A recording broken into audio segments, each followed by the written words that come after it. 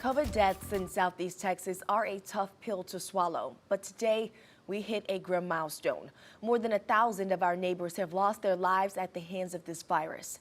Here's the breakdown. Jefferson County reporting the most deaths with 403. Chambers has 25.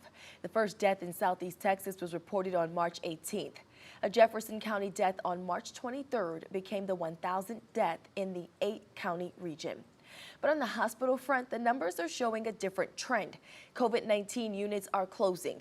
It's happening all around the state and right here in our area too. According to a spokesperson with the Medical Center of Southeast Texas, several floors dedicated to caring for COVID patients are returning back to their normal use. 12 News reporter James Grant joins us live tonight to explain exactly why.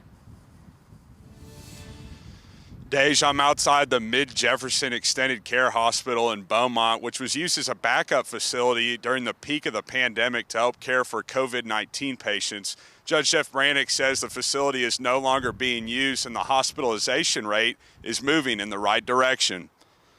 Judge Brannick says Jefferson County's 14-day moving average of new COVID cases is down to its lowest point since the end of last August. He says hospital numbers paint a positive picture as ICU and general bed usage is down right now.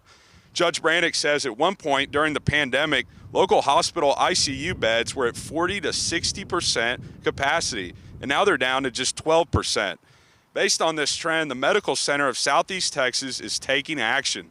The plan is to close a COVID unit and return it back to its original purpose. This unit every room was negative pressure. You had the scrubbers going. You had people running around, as you've seen on TV in the bunny suits, masks, goggles.